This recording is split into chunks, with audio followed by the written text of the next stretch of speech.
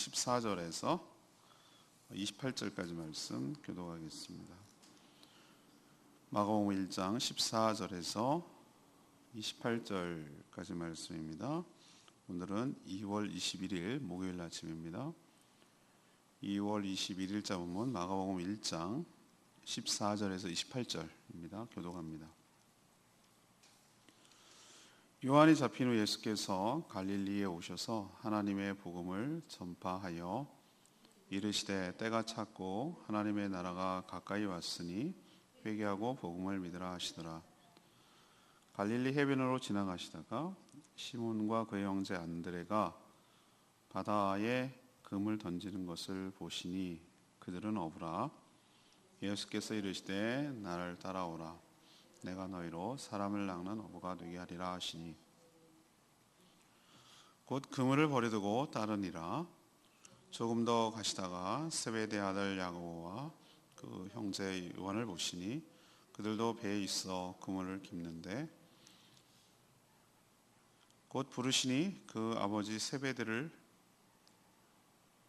품꾼들과 함께 배에 버려두고 예수를 따라가니라. 그들이 가버나움에 들어가니라. 예수께서 곧 안식일에 회당에 들어가 가르치시매 무사람이 그의 교훈에 놀라니 이는 그가 가르치시는 것이 권위 있는 자와 같고 서기관들과 같지 아니함일러라. 마침 그들의 회당에 더러운 귀신 들린 사람이 있어 소리질러 이르되 나사렛 예수여 우리가 당신과 무슨 상관이 있나이까? 우리를 멸하러 왔나이까? 나는 당신 누구인지를 아노니 하나님의 거룩한 자니이다. 예수께서 꾸짖어 이르시되 잠잠하고 그 사람에게서 나오라 하시니 더러운 귀신이 그 사람에게 격렬을 일으키고 큰 소리를 지르며 나오는지라. 다 놀라 서로 물어 이르되 이는 어찌미냐? 권위 있는 새 교훈이로다. 더러운 귀신들에게 명한즉 순종하는도다 하더라. 예수의 소문이 곧 온 갈릴리 사방에 퍼지더라. 아멘. 오늘 말씀은 예수님께서 이제 본격적으로 사역하시는 장면인데 세례 요한이 잡히자 예수님은 갈릴리 지역을 중심으로 복음을 전파하기 시작했습니다. 하나님 나라가 가까워 왔으니 회개하고 복음을 믿으라고 전파했죠. 또 갈릴리 해변으로 지나가시다가 시몬과 안드레를 또 제자로 부르시고 야고보와 형제 요한을 또 제자로 부르시고 이들은 모두 어부였는데 자신의 있는 모든 것들을 버려두고 주님을 따랐다. 주님의 제자가 되었다 라고 말합니다. 예수님이 가버나움, 역시 갈릴리 지역에 있는 한 동네인데 가버나움에 회당에 들어가서 가르치시니까 사람들이 그의 권위에 놀랐습니다.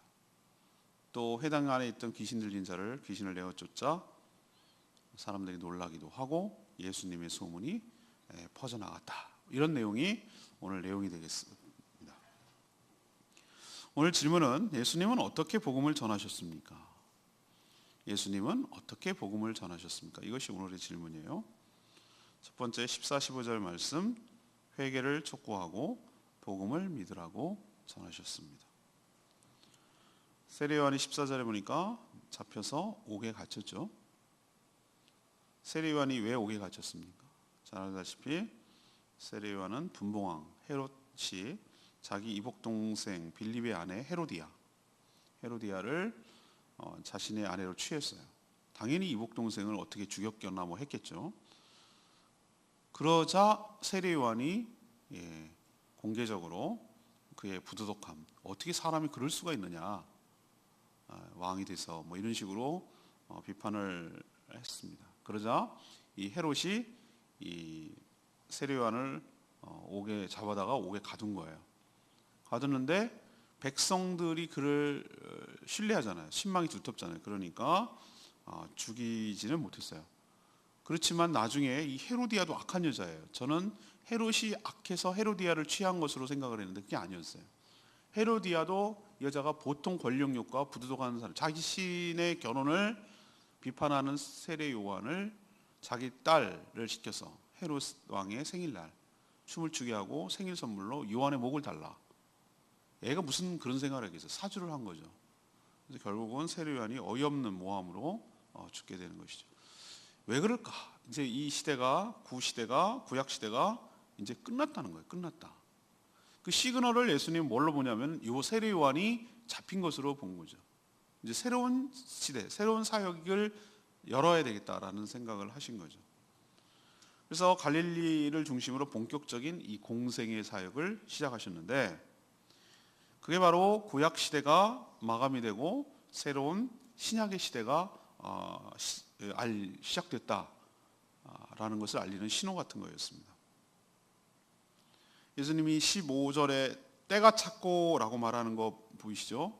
이 때가 찼다라는 것이 저는 요한이 이제 잡히고 새로운 시대가 열렸다, 이제 됐다라는, 이제 때가 됐다라는 그런 얘기가 되는 것이죠. 그래서 본격적인 하나님의 나라가 가까이 왔고 시작됐다.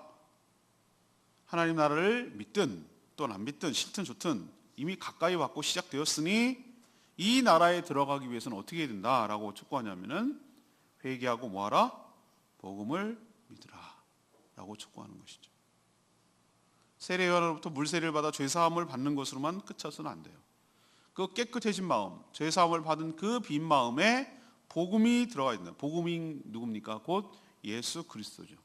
예수 그리스도를 모셔드리고 믿고 모셔들어서 그가 거듭나 영생을 얻어야 된다는 거죠. 그걸 지금 예수님께서 촉구하고 계시는 것이에요. 우리도 복음을 어떻게 전합니까?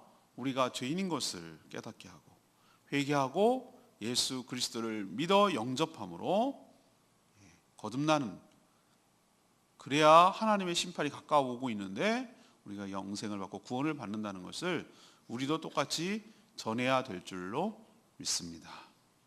두 번째 얘기는 16절에서 20절까지 말씀이에요. 제자들을 부르시고 훈련하셔서 위임한 것을 알 수 있습니다. 복음이 생명을 살리고 또 하나님 나라를 이루는 좋은 소식이긴 하지만 예수님 혼자서 모든 것을 다 전담하고 전할 수는 없는 것이에요. 그래서 예수님은 어떻게 했습니까? 하신 일 중에 처음으로 하신 일이 뭐죠? 제자를 부르시는 거예요. 제자를 부르시는 거예요. 예수님의 초청은 단순 명쾌해요. 17절에 보니까 나를 따르라. 내가 너희로 사람을 낚는 뭐가 되게 하리라? 어부가 되게 하리라 라고 하셨어요. 무슨 보상이 있습니까? 나 따라다니면 내가 월급 얼마 줄게, 뭐 해줄게, 뭐 보상해 주니 없어요. 예수님의 제자가 되어서 그를 따라다니며 배우는 삶, 나아가 물고기가 아닌 사람을 낚는, 다시 말해 사람을 구원하는 사역에 동참하고 쓰임받는 그런 인생이야말로 가장 가치 있는 인생임을 보여준 거예요. 그게 보상이라면 보상이에요. 완전히 다른 삶을 살아가는 것이죠. 이 네 명의 제자, 두 명 형제인데 시몬과 안드레는 형제예요. 그리고 야고보와 요한 둘이 또 형제예요. 근데 전부 다 둘 다 어디를 지역으로? 갈릴리 해변이라고 그러는데, 바다라고 그러는데, 바다는 아니에요. 엄격하게 말하면 바다는 우리는 민물이 아닌 짠물이잖아요. 근데 갈릴리 호수지 바다는 아니에요. 크긴 커도 바다라고 그러긴 좀 그래요. 저쪽이 보여요. 그래서 좀 얘네들은 수준이 이 정도만 해도 바다처럼 보이니까 그렇게 말하는 모양인데 사실 지중해가 바다죠. 여기는 호수인데 자기들은 큰 물이 담겨 있으니까 그냥 바다처럼 여기서 삶의 터전을 이루고 살았던 거예요. 갈릴리 호수. 지금도 호수가 있잖아요. 근데 여기서 물고기를 잡던 시몬과 형제 안드레 그물을 버리고 따랐어요. 또 야고보와 형제 요한 역시 아버지 품꾼 배를 버리고 주님을 따랐어요. 어부에게 있어서 배, 그물, 품꾼, 심지어 아버지 세베대를 그의 삶의 전부잖아요. 그죠? 그가 살아가는 삶의 터전이고 이유이기도 하고 수단이기도 하고 전부예요. 근데 이것을 모두 버려두고 주님을 따랐다는 얘기는 우리도 그렇구나. 우리가 그러면 다 직업을 버리란 그게 아니라 삶의 가장 우선순위를 가장 먼저 생각할 것을 동시에 충돌할 때 뭘 놔야 될 것인지를 보여주는, 모든 것을 버려두고 주님을 따라갈 때 진정한 주님의 제자가 될 수가 있습니다. 제자는 배우는 자인데, 스승을 배우는 자인데, 예수님은 어떻게 하는가? 메시와 등교해가지고 1교시 몇 배우고 이렇게 안 했어요. 같이 따라다니면서 살면서 예수님의 삶을 옆에서 지켜보고 돕고 거들고 이러면서 주님이 누구인지 알아가고 배워가는, 옛날 같으면 도제식 교육 같은 스승과 제자 사이가 되는. 예수님 왜 제자를 부르셨습니까? 제자를 혼자 다 감당할 수 없기 때문에 제자를 불러서 훈련시킨 후 무엇을 위해서 보냅니까? 예수님이 하시는 이 복음 전파, 복음 전파를 위해서 위임하시고 맡기시고 파송하시려고 제자를 부르십니다. 이제 어떻게 예수님이 복음을 전하는지 아시겠죠? 제자로 부르셔서 훈련하셔서 복음을 전하는 사도로 위임하시고 보내시는 방식으로, 예수님의 분신이 된 주의 제자, 주의 사도들이 복음을 전하는 방식, 이게 바로 전하는 방식인데, 우리가 그런 방식이에요. 우리 교회 모토가 무엇입니까? 영혼 구원하는 거로 끝나면 안 돼요. 영혼 구원하여 그 영혼이 어떻게까지 자라야 돼요? 주님의 제자로까지 자라도록 훈련시켜야 되는 거예요. 그리고 궁극적으로 또 누굽니까? 그 제자가 사도가 되어서 다른 영혼을 구원하는 선순환이 일어나도록, 그래서 한 세대, 두 세대, 세 세대까지 나가야 되는, 우리가 구원한 사람이 그 사람이 키워져 가지고 훈련받아서 또 다른 사람을 전파해서 제자로 삼는 정도까지 가야 우리는 제자 훈련에 성공했다고 말할 수가 있는 거예요. 이 예수님의 방식을 우리도 혜택을 입었고, 우리도 이 방식을 따라서 복음을 전파해야 될 줄로 믿습니다. 세 번째는 21절에서 28절까지 말씀이에요. 권위 있게 가르치시며 귀신을 쫓아내는 방식을 취하셨어요. 예수님은 어디를 주로 사역의 그 영역으로 하셨냐면은, 주로 처음에는 갈릴리 지방, 북쪽이죠. 갈릴리 지방이라고 말하는 것은 남쪽은 유다 지역이고 예루살렘이고, 중부는 사마리아 지역이고, 북부는 바로 이 갈릴리 지역인데, 갈릴리가 호수 북쪽, 호수의 북쪽 지방에 이렇게 있는 지역을 갈릴리 지방이라고 불렀어요. 이 지방을 중심으로 복음을 전하셨는데, 이 가버나움이 바로 갈릴리의 중심 동네예요. 중심 도시예요. 그리고 예수님은 여기서 아마 사역의 근거지를 삼으신 것 같아요. 여기를 중심으로 이렇게 이쪽 저쪽 다니시면서 사역하신 것 같아요. 그래서 가버나움에 가셔서 안식일 회당에 제자들과 함께 들어가셔서 말씀을 가르치시는데, 사람들은 그 예수 그리스도의 가르침에 놀라고 감탄했어요. 전에 자신들을 가르치던 서기관과는 달리 그 가르침에는 뭐가 있었나? 권위가 있었기 때문이다 라고 말합니다. 왜 그럴까요? 왜 권위가 있을까요? 그분이 바로 예수님이 곧 말씀이에요. 요한복음에 뭐라고 그러죠? 말씀이 육신이 되어 독생자 예수 그리스도, 하나님의 영광, 그분이 곧 말씀이 사람이 되신 분이 예수님이기 때문에, 그동안 우리도 사공가에서 저자 직강, 그러면 이게 좀 권위가 있습니다. 책을 지은 사람이 직접 강의하는 게 얼마나 더 파워풀해요. 한 달이 걸러가지고 누가 그 잘 모르는 사람이 하려면 아무래도 권위가 떨어지죠, 그죠? 근데 그 실체가 와서 자기가 쓴 책을 자기가 가르칠 때, 아니 예수님 그보다 더한 거죠. 우리는 이해를 못하지만 추상명사잖아요. 말씀, 진리, 그죠? 그분이 사람이 되셔서 이 땅에 오신 것에서 말을 하니까 기가 막히겠죠, 그죠? 이거는 바로 다이렉트로 얘기하는 거니까 사람들이 깜짝 놀랄 수밖에 없는 거예요. 이 권위 있는 말씀, 이 능력의 말씀이 선포되자 안식일의 회당 안에 있던 더러운 귀신 들린 사람이 그 권위에 눌려서 발작하기 시작하는 거예요. 그 권위 있는 말씀 앞에 견딜 수가 없었던 거예요. 자, 그럼 이 귀신 들린 사람이 전에도 회당에 왔다 안 왔다? 왔다라고 봐야 되죠. 근데 쫓아냈다 못 쫓아냈다? 못 쫓아냈다. 이게 권위가 있고 없고의 차이예요. 숨겨져서 들어왔는데 앉아있는데도 전혀 어떻게 할 수가 없었던 거예요.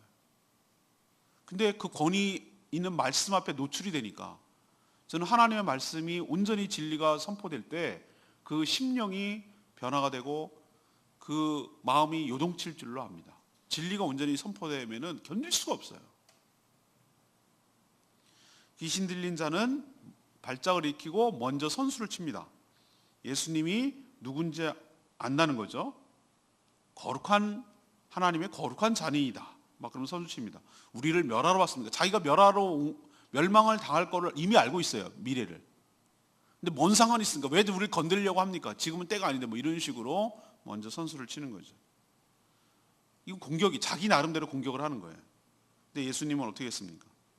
꾸짖었다고 그랬어요. 타협하지 않았어요? 부탁하지 않았어요? 꾸짖었고 명령하셨어요. 잠잠하라고 그랬어요. 귀신이 한 말은 사실이라도 그 말을 듣고 싶지 않은 거예요. 예수님이 뒤에도 또 그 얘기를 하시는데 귀신은 말할 자격도 없어요. 귀신이 말하는 것이 설령 진실을 말한다 하더라도 모두 다 그거는 거짓을 위한 것이니까 말을 못하게 하는 거예요. 우리도 마찬가지예요. 말할 기회를 주면 안 돼요. 그냥 귀신은 타협의 여지가 없이 내쫓아야 될 대상이지 뭐 협상하고 타협하고 적절한 선에서 끝낼 문제가 아니에요. 그냥 진리의 말씀으로 예수 그리스도의 능력으로 내쫓아야 될 대상이에요. 그러자 명령을 내리자 귀신이 격렬을 일으키고 그 사람에게서 나왔다고 그랬어요. 큰 소리를 지르며 나왔다고 그랬어요. 사람들은 회당에 다 모여 있었기 때문에 이 광경을 다 어떻게 했습니까? 지켜봤습니다.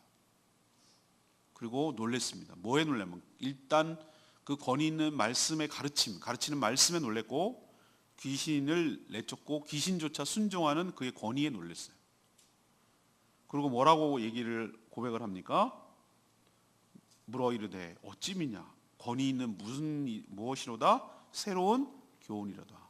아까 서두에 제가 말씀드렸죠. 세례요한이 옥에 갇히는 것이 구시대의 끝이고 새로운 시대 하나님의 나라가 시작되었다라는 것이잖아요. 이들 회당에 있는 자들도 이제 알아보기 시작하는 거예요. 아, 새 교훈이로다. 이 얘기는 뭐냐면은 새로운 말씀이로다. 새로운 시대가 되었다라는 것을 자기들도 감지한 것이죠. 그리고 이 소문이 빠르게 퍼져나가기 시작합니다. 자, 세 번째는 어떻게 복음이 전파된다고 하셨어요? 어떻게 예수님이 복음을 전한다고 하셨습니까? 권위 있는 말씀으로 가르치시고 또 그의 능력에 권위 있는 능력으로 귀신을 악한 것을 쫓아내는 방식으로 복음을 전파하신 줄로 믿습니다. 저는 오늘 레마의 말씀이 17절 말씀 아까 말씀드렸죠? 나를 따라오라 내가 너희로 사람을 낚는 어부가 되게 하리라 하시니 저는 주님께서 부르신 그 자체가 사명이기도 하고 축복이기도 한 줄로 압니다. 아무나 부르는 것 아닙니다. 거부가 갈릴리에서 고기 잡아먹는 어부가 이 4명의 형제들만 있었겠어요? 수없는 사람들이 저는 있었을 거라고 저는 생각합니다. 그렇지만 그들을 부르셨다는 게 중요하죠. 4명. 시몬과 안드레, 야고보와 요한. 이 4명이 나중에 제자가 되죠. 그죠? 불렀다는 게 이게 중요해요. 이 사람들이 인간적인 조건이 좋습니까? 따지지 않았어요. 뭐 서기관들이나 뭐 회당장이나 좀 뭐 레위인이나 뭐 제사장이나 뭐 이런 사람들을 불렀을 것 같아요. 좀 알기도 하고 좀 똑똑하고. 그런데 고기를 잡는 어부를 부르셨어요. 그러니까 우리가 생각할 때 인간적인 조건과 스펙이나 뭐 이런 거 따지지 않았다는 거예요. 하나님께서는. 예수님은 안 따졌어요. 만약에 이 갈릴리에서 물고기를 저도 이제 갈릴리 지역에 그때 갔을 때 거기 식사를 하는데 그 이만한 이렇게 물고기가 나오는 거예요. 물고기가 나오는데 이게 피터스 피쉬, 그러니까 베드로 고기라는 거예요. 베드로 고기. 그래서 베드로 고기가 보니까 이빨이 무섭게 생겼어요. 커다란 붕어처럼 이렇게 생겼는데 그걸 이렇게 해가지고 레몬즙을 넣어서 먹던가 하여튼 그래서 먹는 거예요. 그 있어요. 그리고 갈릴리우스 이렇게 가는데 막 물고기가 모여서 바글바글 막 튀는 거예요. 물 위로. 그걸 보고 너무 신기하고 막 흥분이 되잖아요. 흥분이 물론 안 되는 사람도 있지만, 예수님이 베드로가 막 이런 생각을 하니까 이게 막 현장에 오니까 막 느낌이 두근두근 하더라고요. 이걸 잡았었겠구나 옛날에도, 막 이런 생각이 들고 그러니까 막 느낌이 묘하대요. 근데 만약에 주님이 부르지 않았다, 이 네 명을 부르지 않았다 그러면 이 사람은 어떻게 살았겠죠? 주님도 모른 채, 알지도 못하고 믿지도 못한 채 그냥 평생 동안 고기 잡아먹다가 끝날 인생이에요. 그냥 스쳐 지나가는 인생이에요. 존재가 있는지조차 모르는 거예요. 그런데 하나님께서 불러주셨어요. 주님이 불러주신 거예요. 나를 따라오라. 나를 따라오라. 저는 이 장면에서 감동이 되는 게, 하나님께서 많고 많은 사람들 중에서 우리를 불러주신 줄로 믿습니다. 나를 따라오라. 내가 너를 물고기를 잡아먹는 존재가 아니라 사람을 낚는 가치 있는 인생으로 내가 너희를 살게 하겠다. 여러분의 형제 자매들 중에서 나만 예수입니다. 나만 예수입니다. 그걸 어떻게 설명하시겠어요? 하나님의 큰 축복이고 은혜이고 선택인 줄로 믿습니다. 선택은 항상 사명과 연결이 되어 있어요. 부르시면 그냥 일로 와, 한번 와, 이게 심심해서 부르는 게 아니라 항상 주님이 부른다는 얘기는 이유 없이 부르지 않아요. 뭔가 할 일이 있고 미션이 있기 때문에 부르시는 거예요. 그 최종적인 미션은 궁극적으로는 우리가 그러면 이거 직업 다 버리고 신학교 가라 이 얘기가 아닌 거 여러분 아시죠? 하나님께서 부르셔서 뭘 궁극적으로 시키려고 그러냐면은, 너가 전에는 물고기라고 상징되는 돈 벌고 돈이 얼마나 벌었는지 남하고 비교, 이런 것에, 이런 먹는 쾌락과 가족 부양과 뭐 이런 것에만 삶의 목적을 두고 살았지만, 한꺼풀 확 벗겨가지고 한 차원이 완전히 다른 주님 나라를 위해서 정말 사람 영혼을 구원하는, 영원하는, 사람을 낚는 그런 차원이 다른 삶을 살게 해주신 데 너를 쓰겠다는 얘기예요.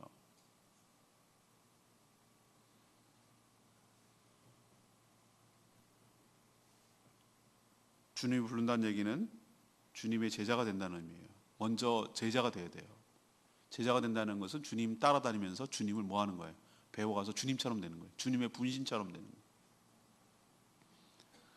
그래서 궁극적으로 주님이 하실 일을 우리가 하는 거예요. 주님이 이 땅에 오셔서 뭐 하셨습니까? 오늘 15절에도 나오잖아요. 하나님 나라에서 회개 촉구하고 복음을 전하고 했잖아요. 그래서 사람을 구원하는 주님의 제자였다가 뭐로 바뀌는 거죠?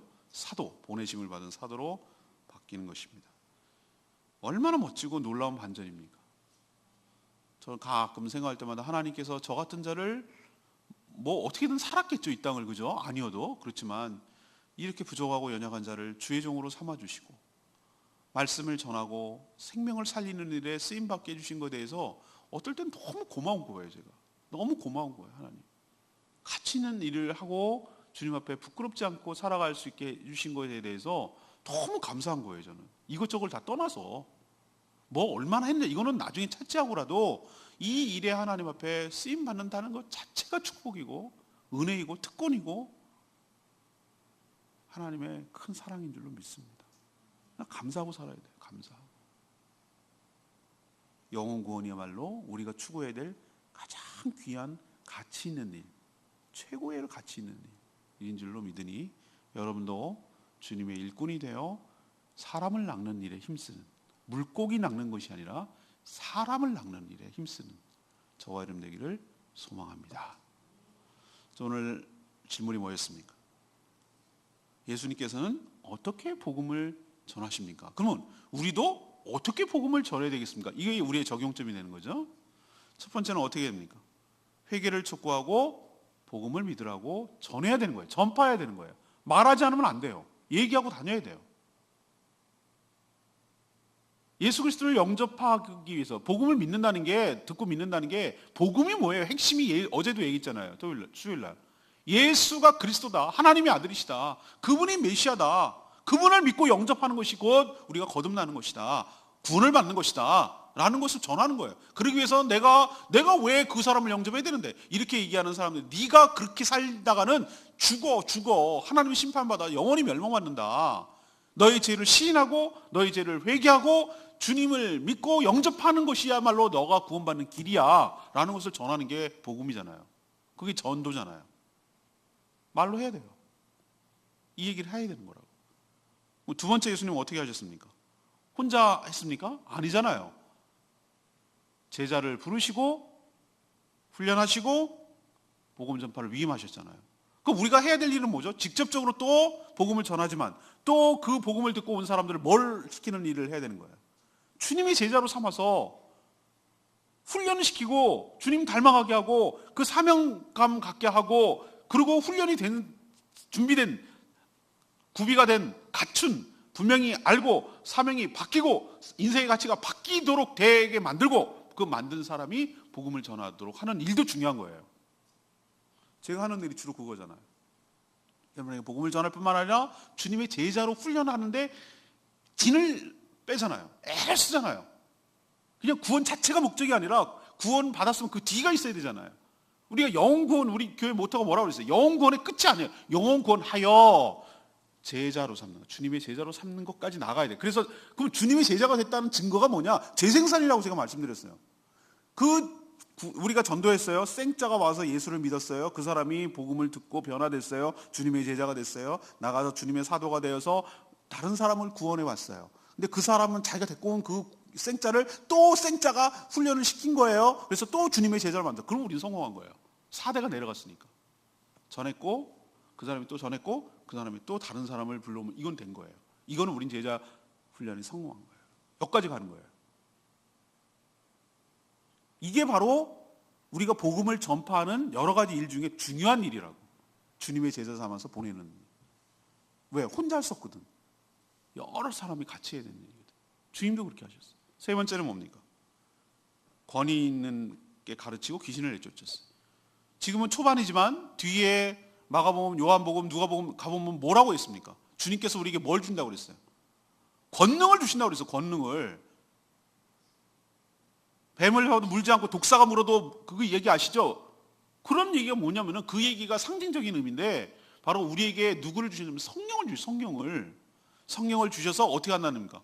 말씀을 가르치고 악한 것들이 덤비고 그래도 어떻게 합니까? 함부로 하지 못하도록 하나님께서 능력을 주시는 거예요. 능력을. 우리 능력이 아니에요. 사실은 주님의 능력이죠. 그래서 귀신을 쫓아내고 악한 것을 제압하고 능력 있게 주의 권능을 활용하라고. 그것을 통해서 악한 것들을 제압하고 말씀을 전파하라고. 이것이 바로 주님께서 복음을 전파하는 방식이고 우리 또한 그 방식을 대로 복음을 전파해야 될 줄로 믿습니다. 오늘 말씀 붙들고 기도하기 전에 867장 부르고 기도하겠습니다.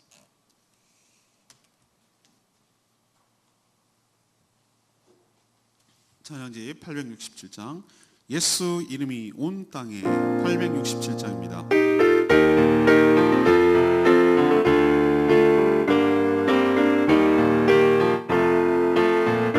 예수 이름이 온 땅에, 예수 이름이 온 땅에, 온 땅에 퍼져가네.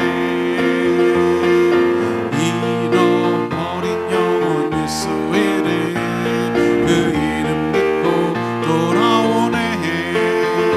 예수님 기뻐 노래하시리. 잃어버린 영혼 돌아올 때에 예수님 기뻐 춤추시리. 잃어버린 영혼 돌아올 때 예수 이름이 온 땅에, 예수 이름이 온 땅에, 온 땅에 선포되네. 하나님의 나라 열방 중에 임하시네. 하나님 기뻐 노래하시리. 열방이 주께 돌아올 때 하나님 기뻐 춤추시리. 열방이 주께 돌아올 때. 맞습니다.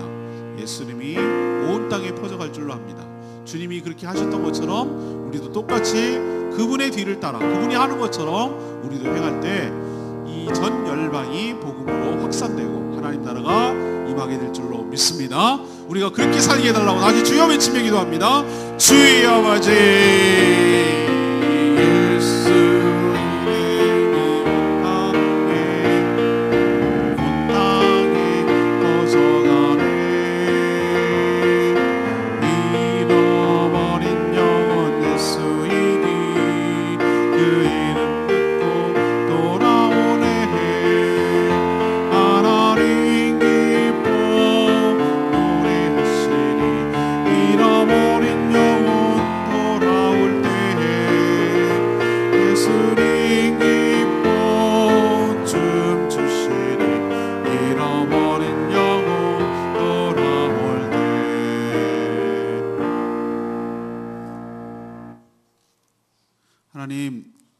예수 그리스도께서 이 땅에 오심으로 이미 하나님 나라가 시작되었고 그 나라를 위해 복음은 전파되어야 할 줄로 믿습니다. 저희도 주님처럼 천국 복음을 전파하되 회개하고 복음을 믿을 것을 촉구하며 살게 하여 주시옵소서. 저희처럼 부족한 자를 주님의 제자로 불러 삼아 주시니 감사합니다. 이제 모든 것을 버려두고 주님을 따르겠습니다. 먹고 살다 끝날 인생이 아니라 영원하여 주님의 제자 삼는 데 힘쓰는 복된 인생으로 살게 하여 주시옵소서. 주님의 권능을 저희에게도 주신 줄로 믿습니다. 악한 귀신을 쫓아내며 주의 권능의 말씀을 선포하며 살아가는 저희들 되게 하여 주시옵소서. 그래서 저희들을 통하여 하나님의 나라가 이 땅에 임하게 하여 주시옵소서. 그렇게 쓰임받는 복된 인생 살게 하여 주시옵소서. 하나님, 오늘도 하나님 앞에 간구하는 모든 기도마다 응답하여 주시고 영육의 강건함을 얻어 하나님 나라를 위하여 존귀하게 쓰임받는 인생 살게 하여 주시옵소서. 기도조차 못하는 자들 위하여 대신 중보 기도할 때 하나님 응답하여 주시고 저희 교회가 저희가 오늘 하루 마땅히 해야 될 여러 가지 일들을 기쁜 마음으로 잘 감당하는 하루가 되게 하여 주시옵소서. 주님께 모든 것 맡기옵고 예수 그리스도의 이름으로 축복하며 기도합니다. 아멘. 오늘 하루도 주님의 은혜 가운데 살아가기를 축복합니다. 충분히 기도하고 시작하겠습니다.